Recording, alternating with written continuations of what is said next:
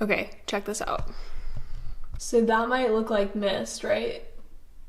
That is smoke. That is straight up smoke. I haven't seen the sun in days. And you can't go outside without getting an immediate migraine. Today we're talking about feeling emotions and how to deal with them and how to move through them. And this has been really present for me recently. I'm feeling a lot of negative emotions, and I'm having to practice what I preach.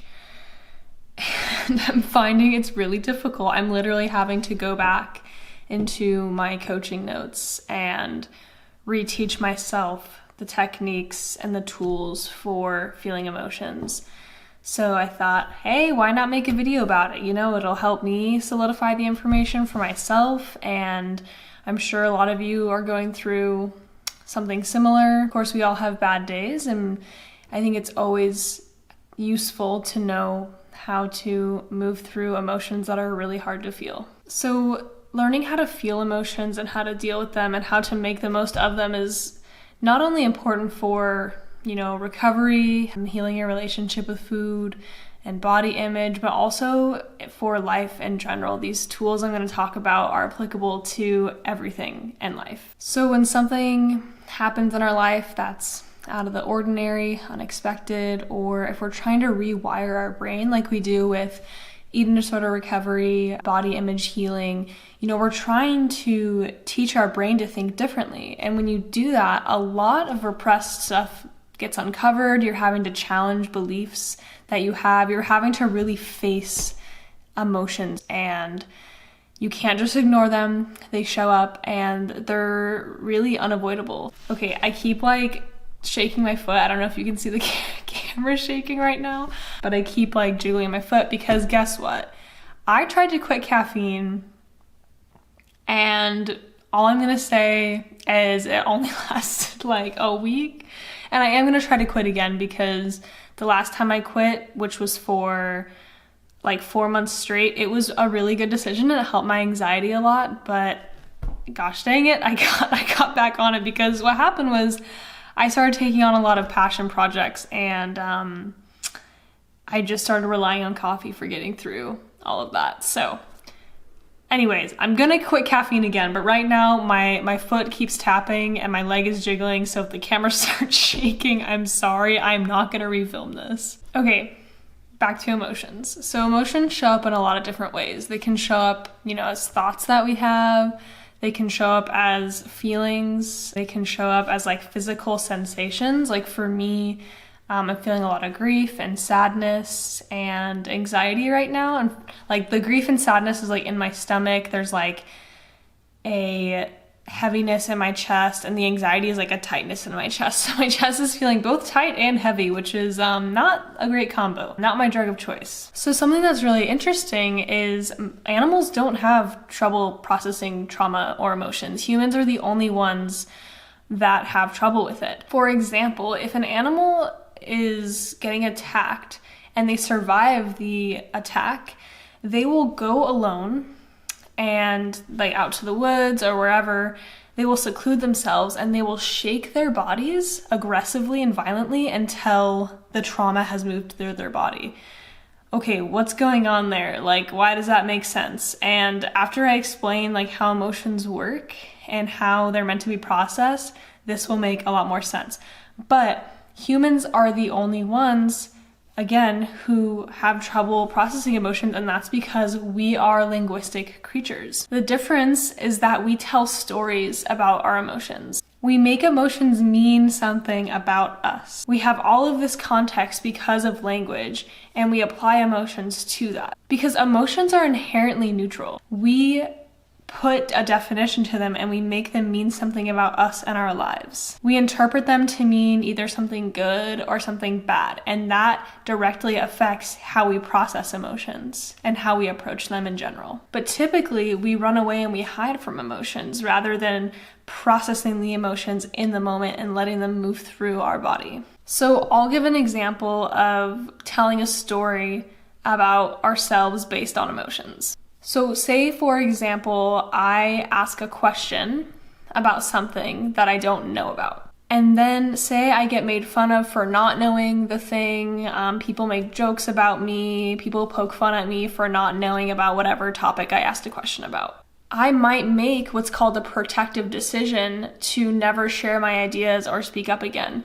And a protective decision is basically a decision you make to protect yourself from ever feeling whatever emotion you don't want to feel. So in this case, it would be like the shame and the guilt and the smallness that I felt because I didn't know about something. And I can tell myself a story of like, oh, I'm dumb, I'm not smart, I should never speak up again because I'm just going to embarrass myself. And I might decide to never speak up. And although that protective decision might protect me from never being called out for not knowing something, it actually does more damage in the long term. My mentor, Brandolyn Tebow, likes to describe it as it's like a shield with inward spikes. So you feel like you're protecting yourself, or I guess you are protecting yourself from the negative comments that you might receive if you show somebody that you don't know something, but you're actually killing off a part of yourself and you're doing damage. And that's why the inward spikes are part of that analogy, because you're actually harming yourself. You're missing out on being you and living your life and learning and gaining knowledge and having certain experiences because you're cutting yourself off in a certain way. So this is where the concept of pain of presence versus pain of absence comes in. So pain of presence is the in the moment intensity and discomfort that we feel with emotions. So again, it's like the anxiety, like the tightness in the chest, the racing thoughts, the pit in your stomach. And the pain of presence is unavoidable. It's a part of the human experience. We can't avoid it. It's gonna happen. It's normal. And the pain of absence is what we miss out on when we avoid or try to distract ourselves from the pain of presence. So in the example I gave with asking a question when you don't know something, the pain of presence is that like shame and embarrassment that we feel when someone might make fun of us for not knowing something. But the pain of absence is us missing out on not being able to learn or connect or be vulnerable or be authentic and grow and have these experiences where we actually learn something. And we might think that, we're only distracting ourselves from the bad things. But the truth is you can't kill off pain without killing off joy. So essentially, the capacity at which you're willing to feel negative emotions is the capacity at which you'll be able to feel positive emotions.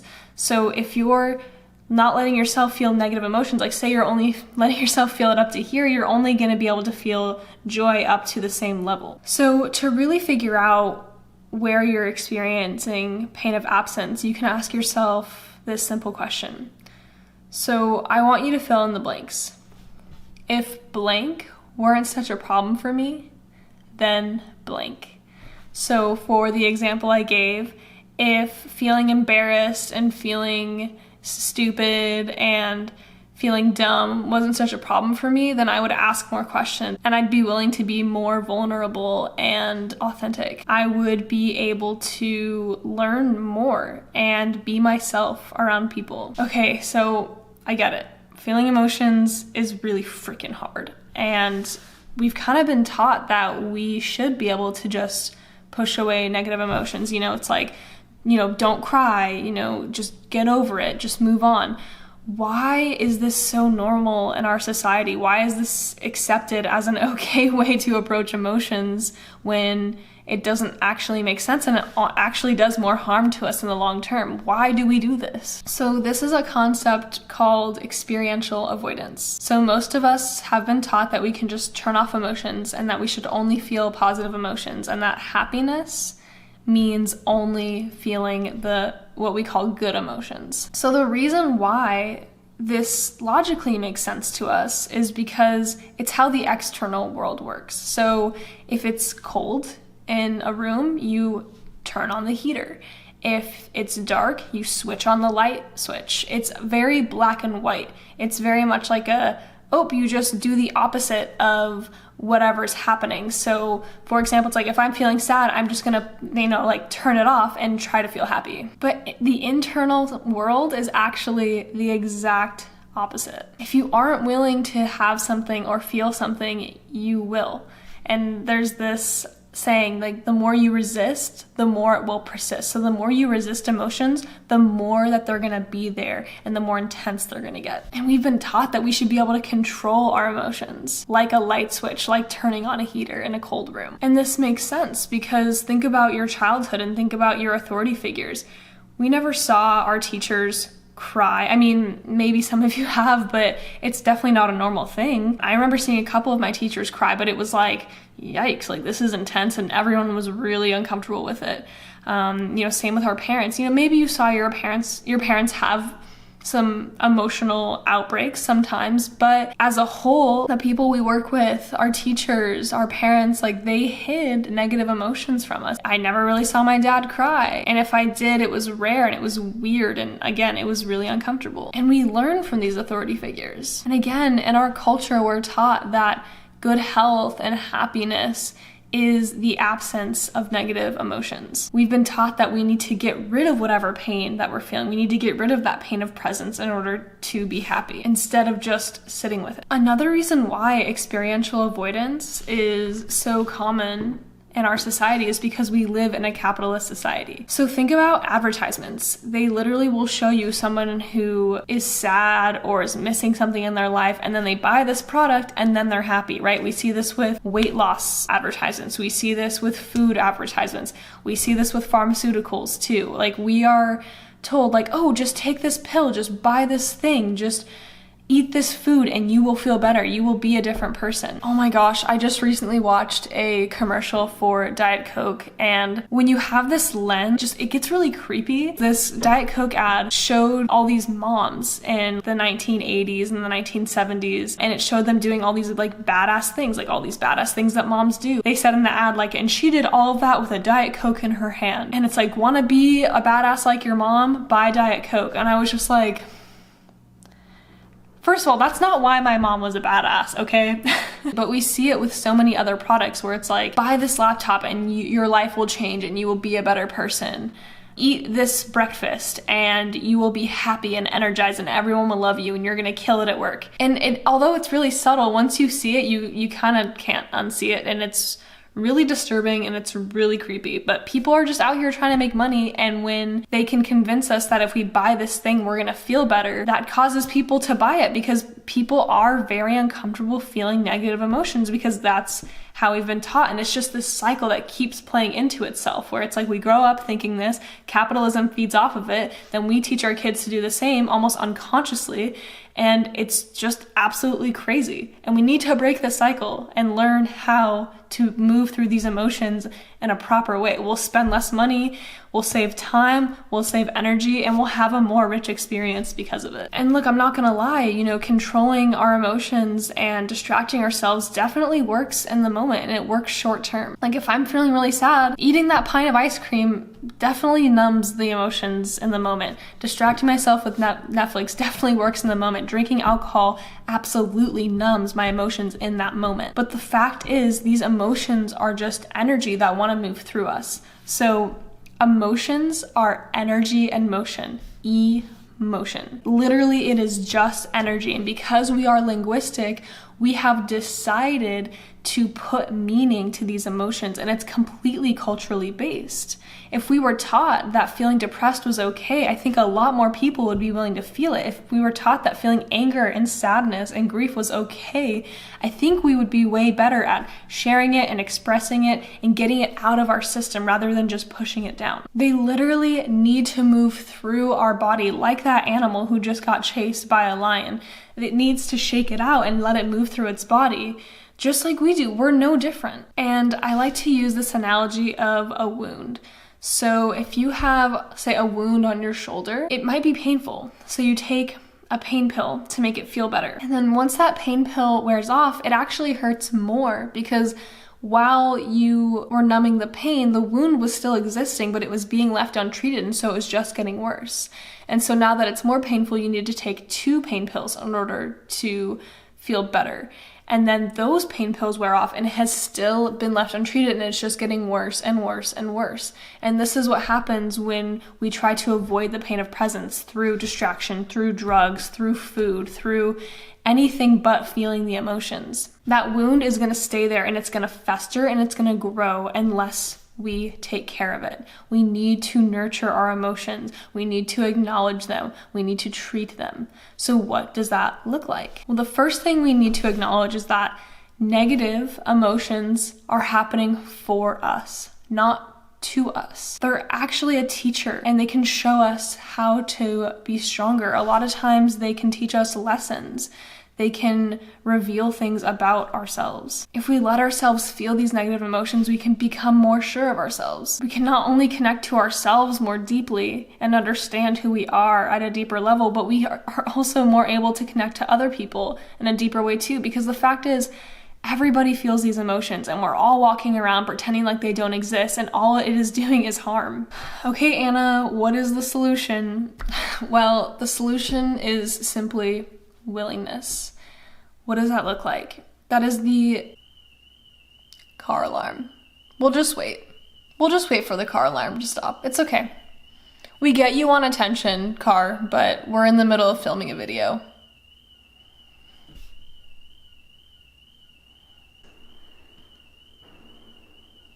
Okay, we're good to go now. Wow. I think the car has officially stopped. The tantrum is over. So willingness looks like actively responding to thoughts, emotions, body sensations, memories, trauma, all of it. We need to be willing to experience them and be willing to let them happen. So instead of turning to distractions, just sitting with ourselves and just being an observer of the thoughts and emotions rather than attaching to them and going like, I am anxious, I am sad, I'm feeling grief. It's like you are the witness to the grief. Yes, you are experiencing it, but you don't have to make it about you, because the second you identify with it, it is so much harder to move through it because we become attached to it and we start to feel like we're never gonna get over it. And you might need to slowly turn up the dial for this because it is really, really intense. But just take an approach of getting curious about your emotions. Again, they don't mean anything about you, but they are something really interesting to explore. For example, I'm feeling a lot of grief and heartbreak right now, and it's really easy for me to wallow in the feelings and go, this sucks, like I'm never gonna get over it. But even just acknowledging the emotion and like literally just saying to myself, like, this is happening for me, I want to get curious about this, it suddenly takes away a lot of pressure. Just allowing myself to feel it and going like, hey, this is gonna take as much time as it's gonna take, and you get to just learn from it and experience it. It's a really unique thing to be able to observe them and watch them and see what they can bring to us. So again, the second I gave myself that acknowledgement, I was able to just close my eyes and say, hey grief, hey heartbreak, I see you. Like, thank you for being here. Thank you for existing. It's okay that you're here. I invite you in. I know you have so much to teach me.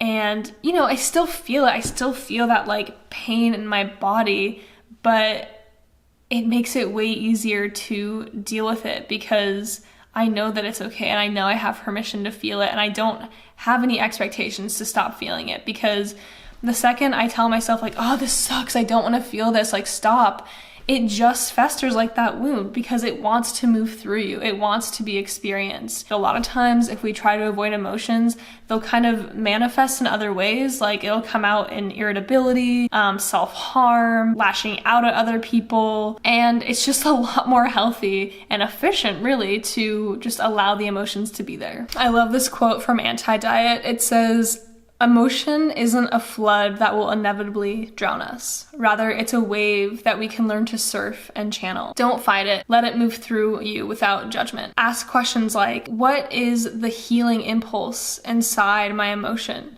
What is this emotion trying to tell me about what needs to be different? What does my emotion want to communicate? to me. And simply asking those questions is acknowledgement. It is inviting in those emotions, and it is allowing them to exist. And those questions are based in curiosity and acceptance. Just naming the emotion and allowing it to exist will help you release it, rather than keeping it inward where it does harm. So again, when it comes to emotions, the first step is just telling yourself, I am allowed to feel this emotion. I am the observer. I accept whatever's happening. And just saying that will open up so much for you. So I want to also give you some techniques on how to cope with emotion. So the first thing is remembering feelings cannot hurt you. You are just the observer of the feeling. Anxiety in and of itself, like just the feeling, is never going to kill you. Grief is never going to kill you. It's the avoidance of those emotions that often does harm to us. That often leads us to things like drinking, self-harm, not taking care of ourselves. So the first technique that I find really helpful is called Osho body shaking. And essentially it's just shaking your body. So I do this one a lot when I have anxiety, and I'm just gonna like demonstrate it a little bit, but literally it's just like, you can be sitting or standing, but it's just like shaking your body in whatever way that feels good. And it does feel super weird at first, and it is very natural actually. And once you start to do it, you start to realize like, oh, this feels kind of good. This feels right. The second one is, of course, journaling. So a lot of times with emotions, like we'll have thoughts just clouding our brain, and it can be really hard to navigate all of those thoughts. And so just getting it onto a piece of paper can be really cathartic, and it can start to help you organize your thoughts and understand them, because sometimes we'll have like pieces of thoughts and they don't really make sense, and there's so much going on that it's really, really confusing and overwhelming. But again, like getting it out on paper can help you start to make sense of it all. And with journaling, it doesn't even have to make sense at first. Sometimes I journal. I do what's called stream of consciousness, and you literally just write out whatever's on your mind. And sometimes it'll just be like a jumble of words for me. But what it does is it kind of helps me like do a brain dump, and it helps me just sort of get certain words out of my head, and then I can start to think more clearly, and then I can start to journal more clearly too. And of course, number 3, talking to somebody. So again, it's similar to journaling in my opinion, because you're just taking the thoughts that are bouncing around your brain and you're making them tangible, and you're getting them out of your body, and then you can kind of start to make sense of them when you hear yourself speak them, and you can sort of organize them through words. The fourth one is ecstatic dance. So this is really similar to body shaking, in that you're just doing a form of movement that just sort of feels intuitive. So again, just like moving your body in whatever way it wants to move. It can be easier to move your body when there's like music. Another one I really like is scream therapy. So this one's weird, but I found it very, very helpful, and actually a lot of my clients love this one. Essentially, you just go somewhere and you scream. And this can be for any emotion: anger, grief, sadness, pain, excitement even. It's just like screaming, it's so much energy. It really is just so much energy happening at once, and just like getting it out is so freaking cathartic. And people often ask, where can I scream? You think I can just scream bloody murder in my house? No, I get that. Most of you probably live around other people. So I would either like scream into a pillow if that muffles it enough. Probably better to do it when you're home alone too. Or you can also drive in your car and scream in your car. That's the one I do. So I typically will go for a drive, and I'll go on the freeway and I'll just scream at the top of my lungs, and no one can hear you. It's totally fine. And if someone drives by and sees you screaming, whatever, man. I mean, it's worth it. And another one you can do, I've heard of people going to the mountain and doing scream therapy, but even then, I would personally be a little worried that there's other people around and that they would hear me screaming, because obviously it sounds like you're probably in danger. So I would say doing it in the car is probably your best bet. So again, I think the biggest thing to take away from this is emotions are not good or bad. We tell a story about emotions. And the best thing we can do is have willingness to feel our emotions. Remember that you are the observer. They are not happening to you, they're happening for you. And the more you're willing to feel negative emotions, the more you will feel the positive ones too. You will just be able to live more. You'll be able to learn more about yourself. And for all the techniques that I mentioned, I will put links in the description below to videos about all of these techniques. So if you want to try them out, you can learn how to do them. You can always reach out to me if you want me to facilitate something like Osho body shaking, or if you want to do ecstatic dancing with me. I love doing that. But otherwise, I hope this was really helpful. Just remember, whatever you're feeling is absolutely okay. And again, reach out if you have any questions, and thank you for watching.